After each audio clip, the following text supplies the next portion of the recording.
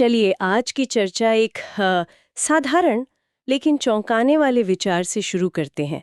भारत में एक खामोश महामारी फैल रही है। इसके लिए कोई लॉकडाउन नहीं होगा, कोई वैक्सीन नहीं बनेगी। ये हमारे घरों में, हमारी आदतों में चुपचाप पनप रही है। और शायद इसका असर तब दिखेगा जब बहुत देर हो चुकी होगी। ये एक तरह की अंदर ही अंदर सुलगने वाली आग है। बिल्कुल। आज हम एंटीबायोटिक दवाओं के बेअसर होने के संकट पर बात करेंगे, जिसे विज्ञान की भाषा में एंटी माइक्रोबियल रेजिस्टेंस या आम बोलचाल में सुपरबग संकट भी कहा जाता है। हमारी ये जो पड़ताल है वो एक लेख पर आधारित है।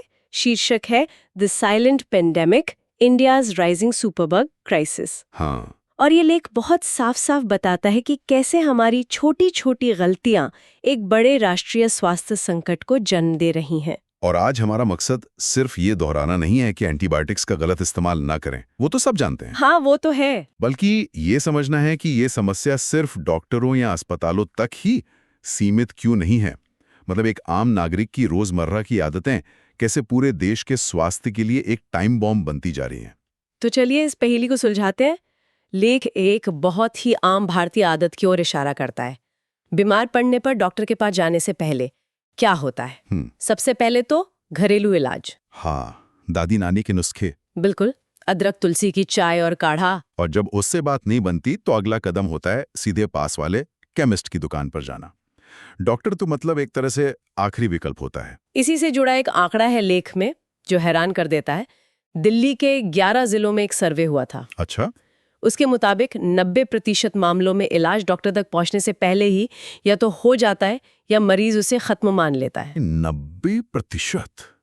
ये तो बहुत बड़ा नंबर है ना? ये आंकड़ा अपने आप में बहुत कुछ कहता है। और यहीं से कहानी का सबसे दिलचस्प और खतरनाक हिस्सा शुरू होता है। जब लोग फार्मेसी पहुंचते हैं तो वे दवा कैसे चुनते हैं? हाँ, ये जरूरी सवाल है। उनके पास दो ही तर्क होते हैं। भैया वही वाली दवा दे दो जो पिछली बार ली थी, या कोई ऐसी दवा दो जो जल्दी ठीक हो जाऊं। यानी तजुर्बा और जल्दी आराम पाने की इच्छा।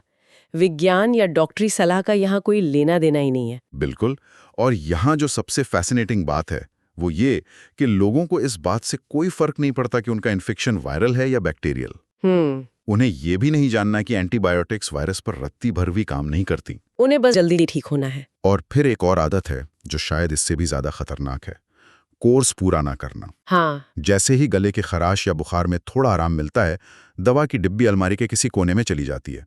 लगता है कि अब ठीक हो गए तो और दवा क्यों खाएं। और यही मानसिकता सबसे बड़ी गलती है।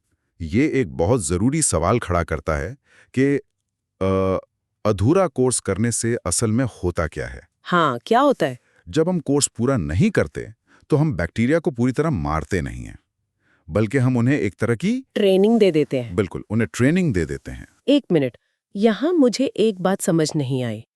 अगर दवा बैक्टीरिया को मार नहीं रही, सिर्फ कमजोर कर रही है, तो ये भी तो अच्छा है। कमजोर दुश्मन से लड़ना तो आसान होना चाहिए। आपका सवाल बहुत अच्छा है और यहीं सारा खेल छिपा है।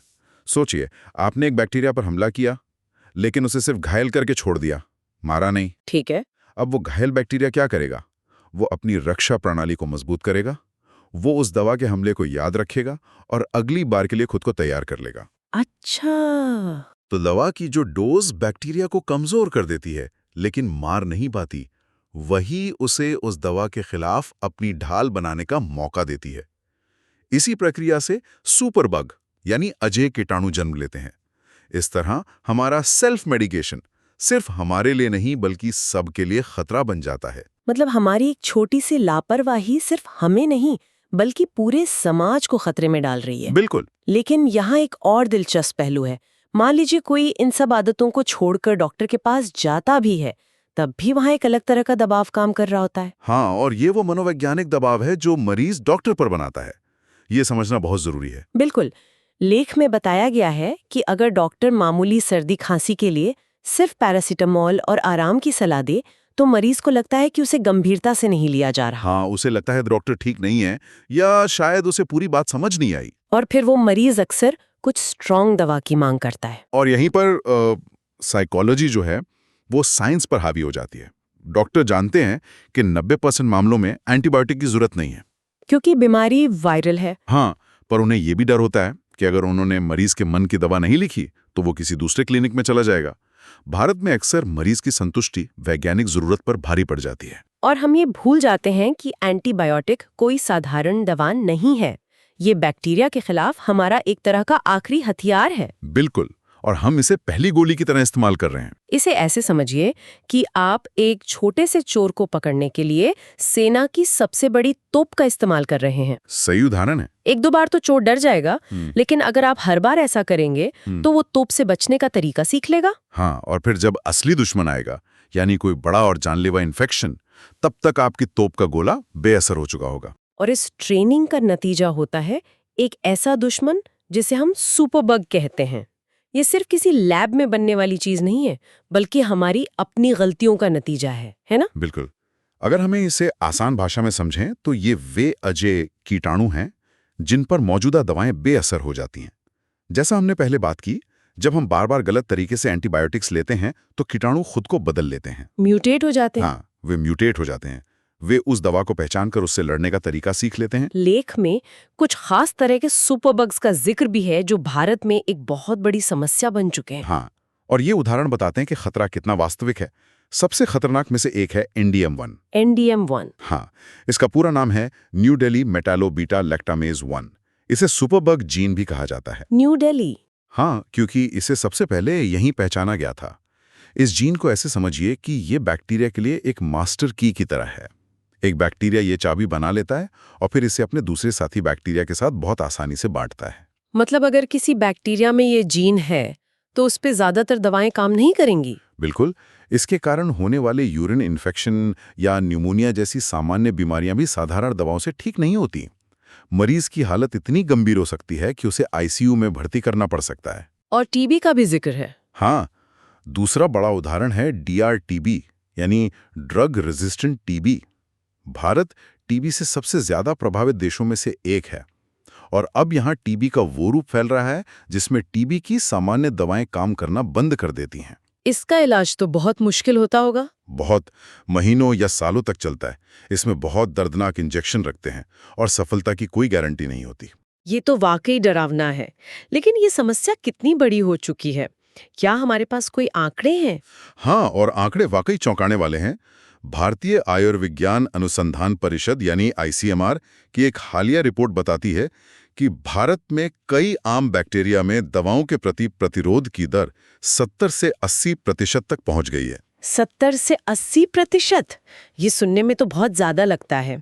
इसका आम इंसान के लिए असल मतलब क्या है? इसका मतलब बहुत सीधा और डरावना है। अगर आज 10 लोगों को कोई आम बैक्टीरियल इन्फेक्शन होता है तो उनमें से 7 या 8 पर सामान्य रूप से दी जाने वाली पहली एंटीबायोटिक काम ही नहीं करेगी। तो फिर क्या होता है? डॉक्टर को मजबूरन ज्यादा शक्तिशाली, ज्यादा महंगी और ज्यादा साइड इफेक्ट्स वाली दवा देनी पड़ेगी।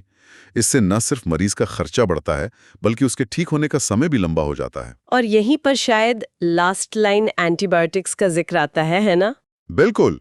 कोलिस्टिन जैसी दवा को कभी डॉक्टरों का ब्रह्मास्त्र माना जाता था।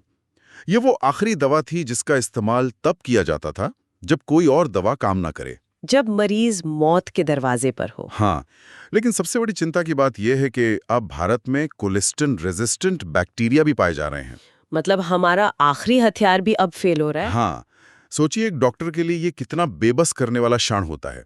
आपके सामने एक मरीज है, आपके पास दवा है, लेकिन आपको पता है कि ये दवा काम नहीं करेगी क्योंकि कीटाणु उससे ज्यादा चालाक हो चुका है। एम्स के विशेषज्ञ भी लगातार इस खतरे की घंटी को बजा रहे हैं। हाँ, लेख में माइक्रोबायोलॉजी डिपार्टमेंट के प्रोफेसर हितेंद्र गौतम का एक बयान है। वो कहते हैं कि 21वीं सदी में एंटी माइक्रोबियल रेजिस्टेंस दुनिया का सबसे गंभीर स्वास्थ्य खतरा बनेगा। और वो इसके कारण भी बताते हैं। हाँ, इलाज लंबा हो रहा है, खर्चे बढ़ रहे हैं, साइड इफेक्ट्स और जान का खतरा दोनों बढ़ रहे हैं। और एम्स के पूर्व डायरेक्टर डॉक्टर रणदीप गुलेरिया ने भी यही बात कही है। उन्होंने बताया कि इसका सबसे बुरा असर ICU में दिखता है, जब किसी गंभीर मरीज को एंटीबायोटिक दी जाती है और कुछ दिन बाद पता चलता है कि वो दवा तो असर ही नहीं कर रही है। तब तक मरीज की हालत और बिगड़ चुकी होती है। इस लेख की सबसे डरावनी बात शायद ये है कि इस महामारी का कोई शोर नहीं है। जैसा हमने शुरू में कहा था, कोई सायरन नहीं, कोई लॉकडाउन नहीं। ये धीरे धीरे हमारे स्वास्थ्य सिस्टम को अंदर से खोखला कर रहा है, जैसे दीमक लकड़ी को कर देती है। बाहर से सब ठीक लगता है पर अंदर से ढांचा कमजोर हो रहा है। बिल्कुल, लेख में एक लाइन है जो दिल दहला देती है। बस एक दिन अस्पताल में डॉक्टर कहेंगे, अब हमारे पास असरदार दवा नहीं है। और उससे बचने का तरीका क्या है? लेख बहुत स्पष्ट रूप से कहता है कि ये लड़ाई सरकार या डॉक्टरों की नहीं है, ये लड़ाई हमारे घर से शुरू होती है। इसकी वैक्सीन हम खुद हैं। वो कैसे? क्या कदम उठाए जा सकते हैं? सबसे पहला और आसान कदम, बिना डॉक्टर की पर्ची के केमिस्ट से एंटीबायोटिक मांगने से इनकार करना। ये आदत बदलनी होगी। दूसरा, जब डॉक्टर के पास जाएं तो उनसे बात करें, उनसे पूछें, डॉक्टर साहब, क्या ये एंटीबायोटिक सच में जरूरी है? अपने इलाज में भागीदार बनना बहुत जरूरी है। और सबसे जरूरी कदम जो हम अक्सर भूल जाते हैं, जब दवा का कोर्स पूरा किया जाएगा, भले ही 2 दिन में लक्षण खत्म क्यों ना हो गए हों, अगर डॉक्टर ने 5 दिन का कोर्स बताया है तो उसे पूरा करना ही होगा। ताकि बैक्टीरिया पूरी तरह से खत्म हो जाए। हाँ, ना कि उसे जिंदा बचकर ट्रेनिंग लेने का मौका मिले। ये 3 आदतें ही इस खामोश महामारी का सबसे बड़ा इलाज है। तो इसका कुल मतलब ये है कि आज एंटीबायोटिक हमारी सुविधा है।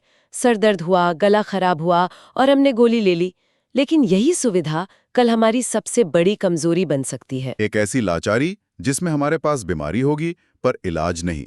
हम इलाज करते करते अनजाने में एक ऐसी महामारी की तरफ बढ़ रहे हैं जिसका कोई टीका या वैक्सीन नहीं है। कोविड के लिए हमारे पास 1 साल में वैक्सीन आ गई, लेकिन सुपरबग्स के लिए कोई एक जादुई गोली नहीं आने वाली। इसका मतलब है कि चेतावनी दी जा चुकी है, अब बहाने नहीं चलेंगे। बिल्कुल। लेख हमें एक गहरे सवाल के साथ छोड़ जाता है। सबसे बड़ा विरोधाभास यह है कि जिस विज्ञान ने हमें बीमारियों से लड़ने का सबसे शक्तिशाली हथियार दिया, हमारा मनोविज्ञान और तुरंत आराम पाने की हमारी आदत हमें उसी हथियार को कुंद करने पर मजबूर कर रही है। हाँ, ये लड़ाई बैक्टीरिया से उतनी नहीं है जितनी हमारी अपनी बेसब्री से है। और यही आज का अंतिम विचार है जिस पर सोचना जरूरी है।